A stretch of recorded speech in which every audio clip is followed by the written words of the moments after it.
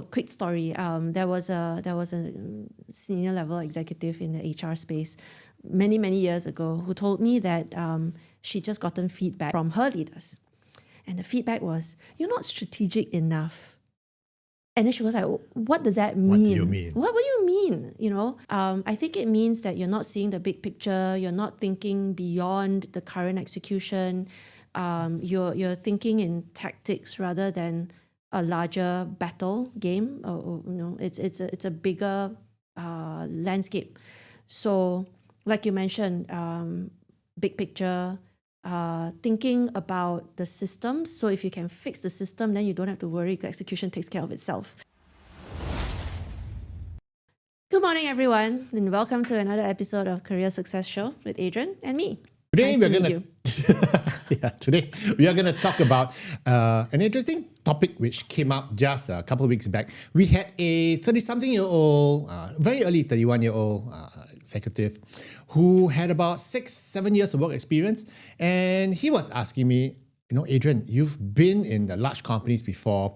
You have seen how people have progressed in their careers. What are the top 3 skills which you think an aspiring business leader to be should have? I was just thinking about the way you crafted that sentence, because we all know that the question was not asked like that. Yes. We had to create a title for it. Yeah. The question was really, what other skills do I need to pick up in order to make sure that I have sustainability in my career? Yeah. Especially when it comes to growth. Exactly, because there are a lot of blind spots. And so we've come up with 3 that we think would be large enough to support you if you're a 30-something aspiring leader that will help you in your career. So what's number 1?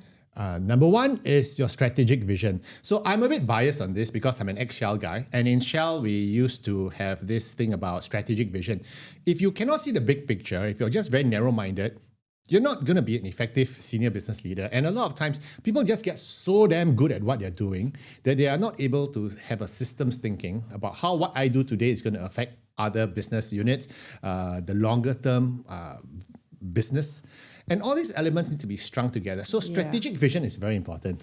It's a very difficult concept to explain because it's actually intangible. So when you say, quick story, there was a senior level executive in the HR space many years ago who told me that she'd just gotten feedback from her leaders. And the feedback was, "You're not strategic enough."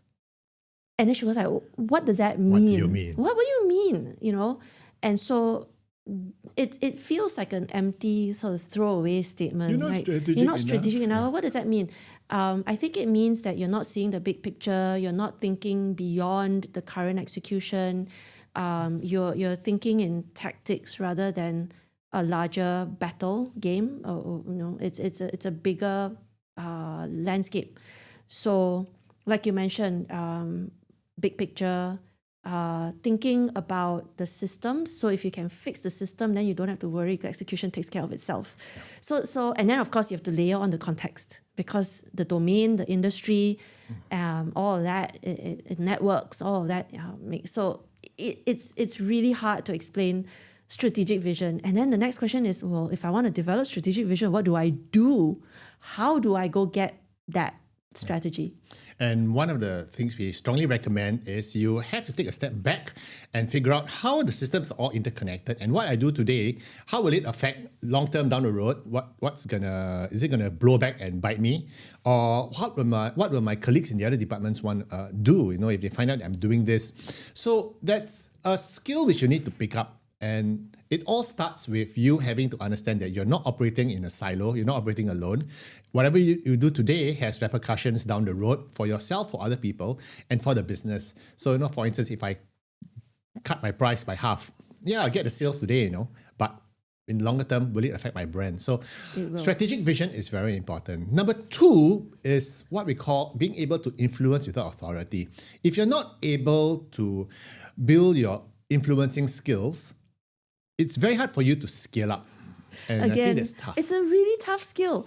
It's not like you can go to class and learn ABC on influencing without authority. I mean, you could read Well, a book. our clients do come to us for that coaching, so it helps Right. give them a jump start. But you're right, it's not something that it's you not flip something on a that you can switch. just go pick up the theory It's a and then skill that suddenly. needs to be learned. So both number one and number two are experiential skills, and it comes with I guess the school of hard knocks. Knock, knock, knock, bang. And the reason why it is important for you to learn the art, not even a skill, it's an art of influencing without authority, is because a lot of times you are asked to manage people below, beneath, below, around you, above you, the whole ecosystem. And you're not their boss. They don't Yeah. report to you, and yet you have to do it, especially if you're in a regional overlay type situation. Yep. And those are the ones who don't answer to you. And so why should I help you? Why should I make your life easy? So that there are a lot of other tricks and tips that we share. Again, if you want to build your ability to influence without authority, reach out to us. It's not straightforward, and I cannot give you the 3 tips today that will help you become a better influencer. In fact, there are almost like 50 tips. But in fact, I was just thinking about the word influence and then the same word in a different meaning, but the word is manipulate. Influence, manipulate. mind control, Two sides Professor of the Xavier, same coin. yes. Or you could give them some hypnosis. One I'm of the kidding. ways we actually recommend that you can try in terms of Stop pointing your influencing. finger at the camera. That's why I'm glad people who are listening into our Spotify, Oh, they yeah. can't see Sorry. me pointing, so I am Yeah, pointing. actually, that's true. One of the reasons why, one of the ways which you can influence without authority is to get into the head or the skin of the person you're trying to influence. That sounds uncomfortable. It does, Clarice. But really, it's to understand their agenda Yeah. and to walk a mile in their shoes, Yeah. to be able to feel what they need. And it's the what's in it for them.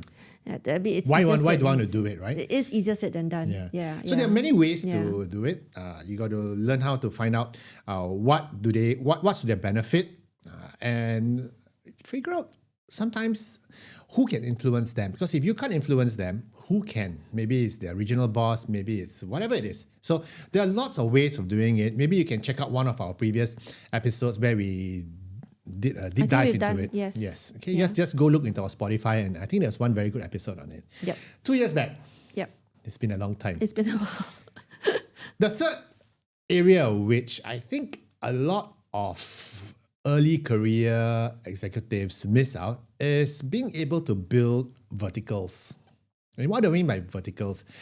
They tend to be broad because they think that, no, if I'm a generalist, I will be good at everything. But what we are saying is that you have to choose 2 or 3 verticals to really specialize in, be the domain expert, be the person that they will go to when they have a problem. Yeah, I mean, if you have subject matter expertise, it gives you a lot of credibility. And that as you layer on your credibility, you become a trusted source of truth. And I think that's great. And it also helps to build your reputation currency, because when you are able to be known for that particular area of expertise, they're going to go. For instance, when I was headhunting, I used to be very famous in the industry. Famous, I sounded so Really? I've never heard of you. Yeah, I know. Because you were not as famous as me. So I used to be very well known in the industry for focusing on HR leadership positions. So much so that when I walked into a client's meeting and they are looking for HR director, and as they are describing the person they want, I was having 2 or 3 people in my head already. And this is the level of expertise you want to develop in your 30s, because when you are in your 40s, that's going to come in very, very important and very valuable. Way to go with the flex. Yes, I'm flex. so proud of you. The retired headhunter speaking. Okay. So anyway, if you are an aspiring accelerator and you want to get promoted, you do have to build up these intangible skills. These skills are not straightforward. They require a lot of experience as well and a lot of coaching along the way. So the top 3, you need to develop your strategic vision. You need to develop your ability to influence without authority. That requires diplomacy and understanding of agenda. And of course, you need to also strengthen your subject matter expertise within your domain. Until then, Keep calm and carry on. And by the way, if you want to find out whether or not you are ready for the next career move, click the link below and have a go at our career currency map. It will measure your 7 career currencies and give you a better idea as to where you stand and where you can improve in your career. go ahead, click the link below.